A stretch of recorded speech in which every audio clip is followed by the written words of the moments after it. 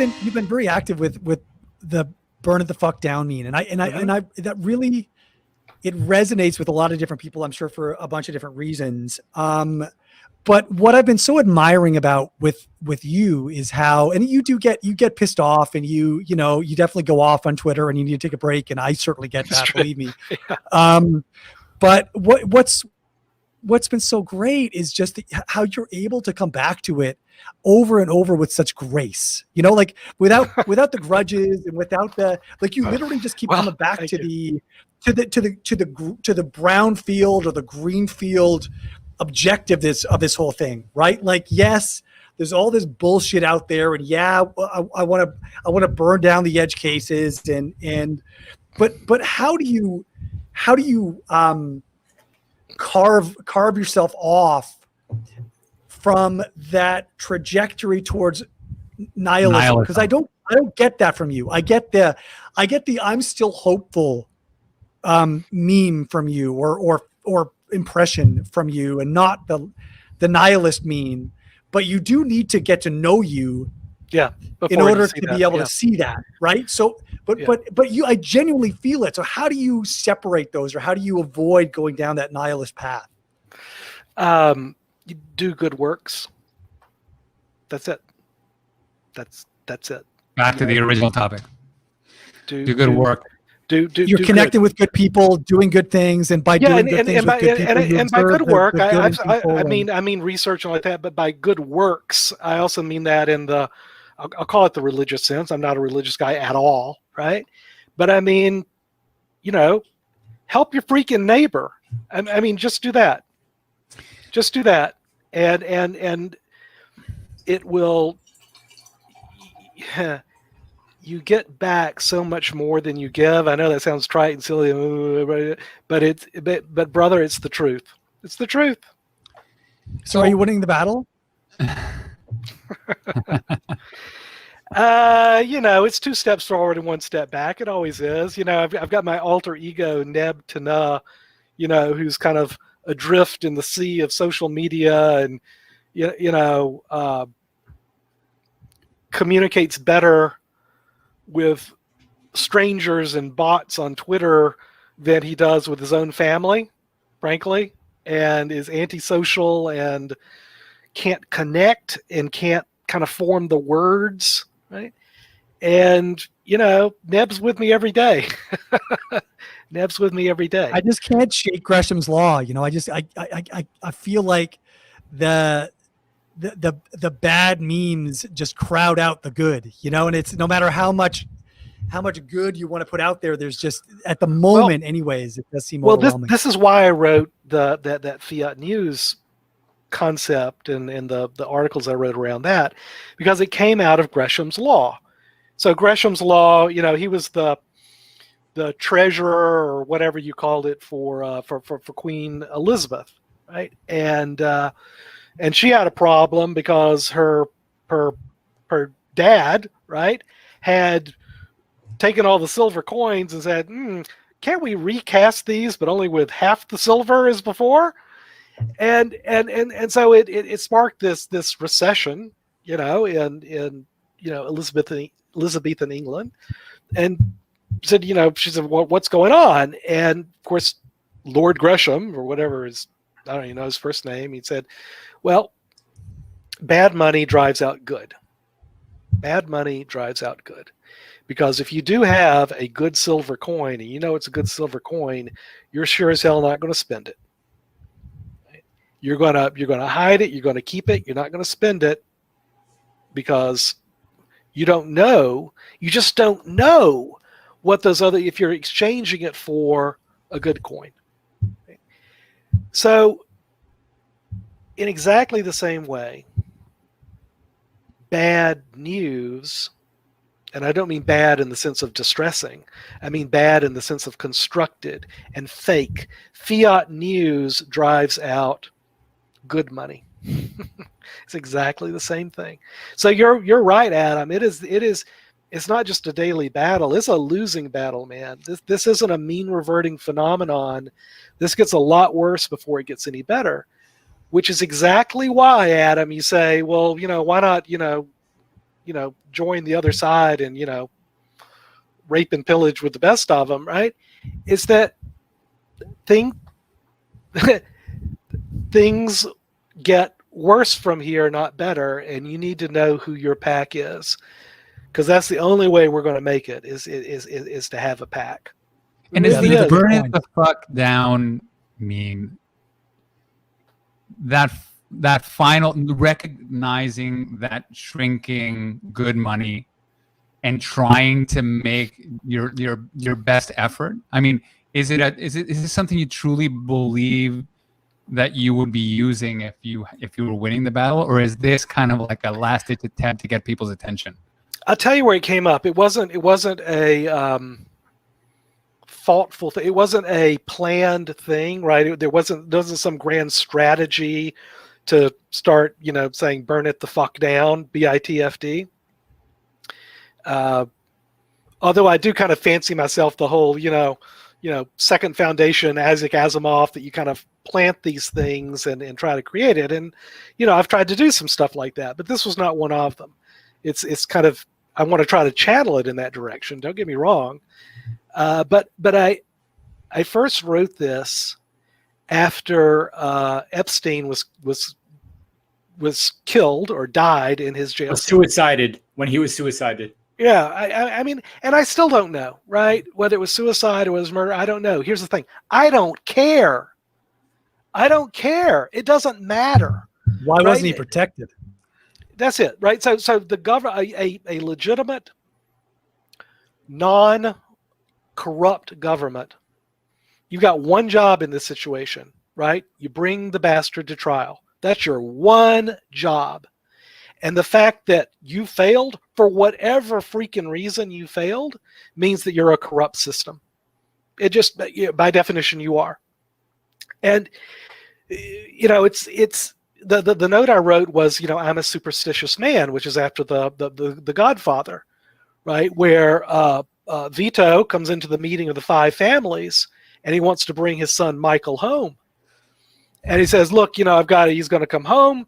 Got to clean up all these false accusations of him, killing the police captain and all. And, I forgive, the death of my other son, but Michael's coming home. And he said, in his death, I do not forgive. Right. And if by some accident he's struck by lightning, or he actually says this, he's arrested and he hangs himself in his jail cell. That's the example that Mario Puzo uses when he writes The Godfather, 50 years ago. Right? Vito says, this I do not forgive, because he says, I'm a superstitious man. And I'm a superstitious man too. I do not forgive this. So that was the first moment of writing, burn it the fuck down, because it's the entire system is corrupt, so, and it has to be reshaped.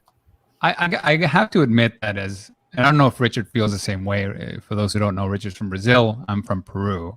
When I start having conversations with Adam, but he's a bit of a nihilist, and I think he likes the idea of burn it the fuck down. I have issues with that concept. Yeah. Starting fresh. Fair. The idea that when you burn it down, you're going to rise like the phoenix and something better is going to come of it. Because we've seen in my lifetime, in my parents' lifetime, in many South American countries and third world countries, things being burned the fuck down.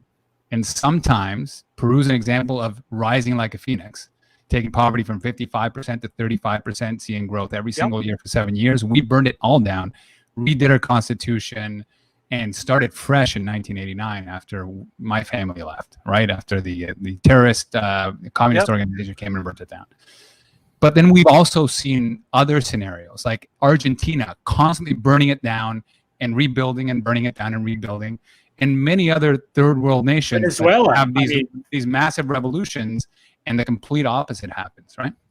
So when we South Americans look at your corrupt system, we want it. Oh my God, it's so less corrupt than anywhere else on the planet. Like it's kind of like the ideal. Everybody still wants to come to America, still wants to be part of that system.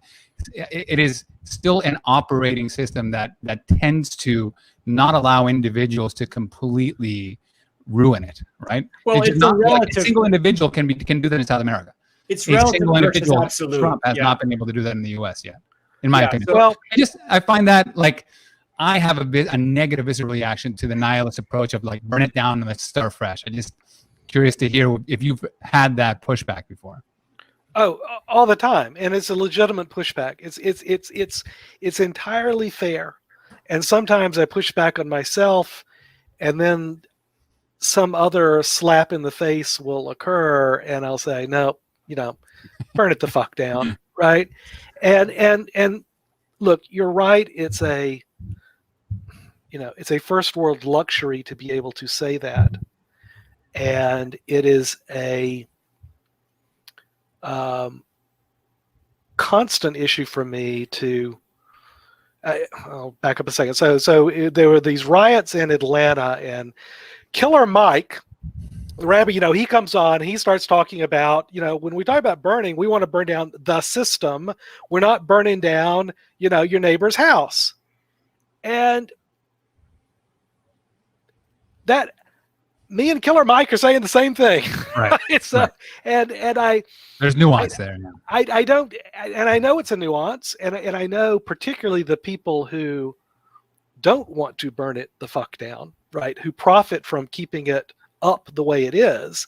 They'll come at me and say, "Oh, you want to burn it the fuck down? You're fucking, blah blah blah," right?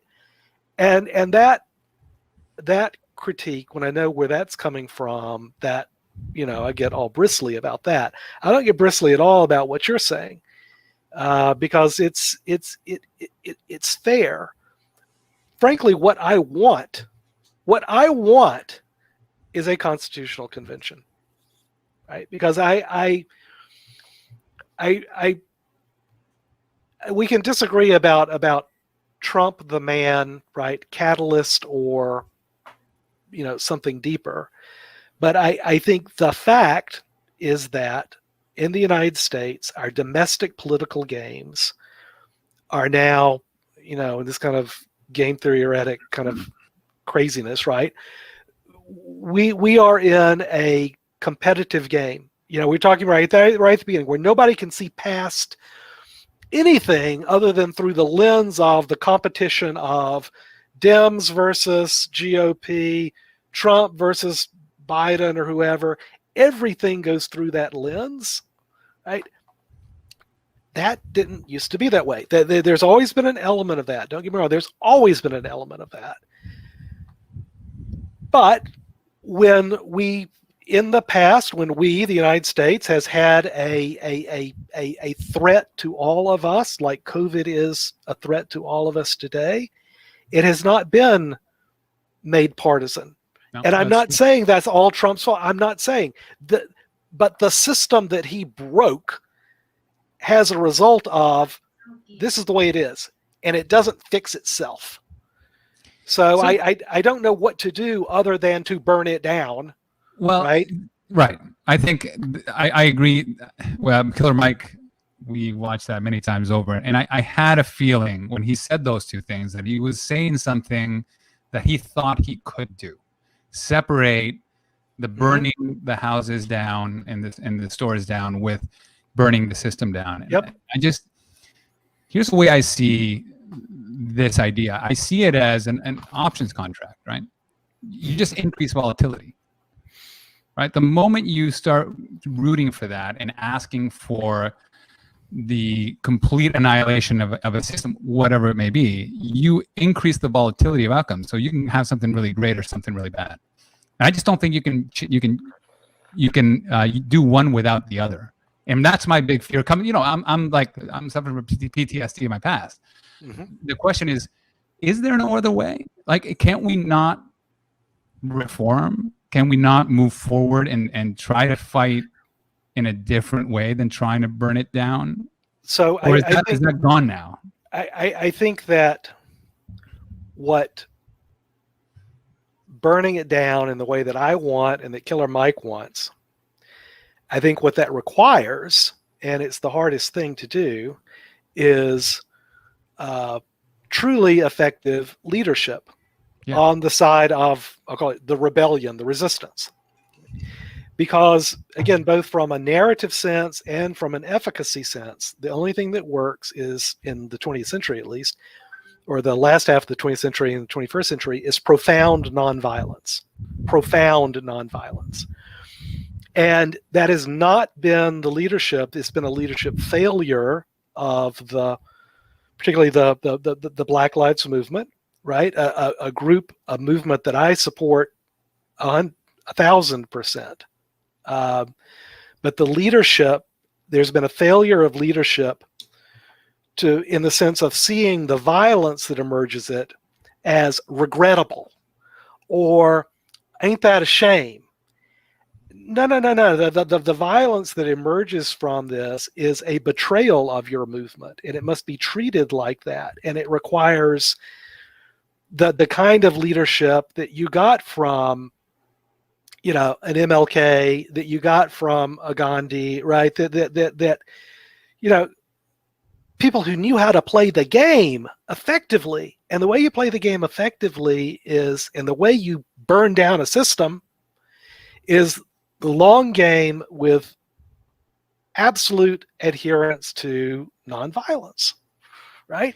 And it's so hard from a leadership perspective. It's the hardest thing that a leader of a resistance movement can ever do. But if you're the underdog in any sort of fight, this is true if you're an underdog business, this is true if you're an underdog social movement, this is true if you're an underdog sports team, you must have more discipline than the people you're fighting. The long game is the interesting two words there.